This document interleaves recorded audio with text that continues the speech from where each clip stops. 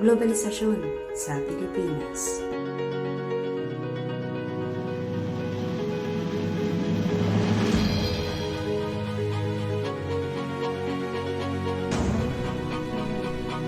Kahit sino ay kayang ipaghalutulan ang dalawang pananaw.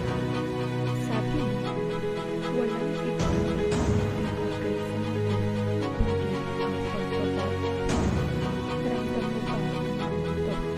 Globalisasyon, ito ang konsepto ng mas malawak na pagkaugnay-ugnay ng iba't ibang bansa sa mundo. Mga epekto ng globalisasyon.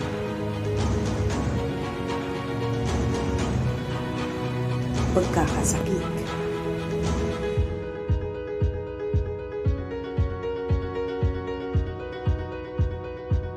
Pagkasira ng kalikasan. Polusyon.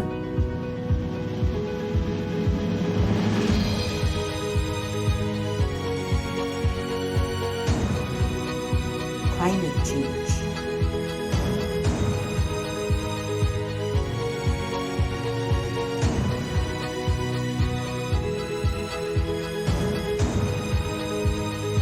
Katapusan ng komunidad. Malinaw at mabilis na komunikasyon at transaksyon. Pagkakasundo ng bawat bansa. Paglawak ng pinanggalingan ng mga impormasyon.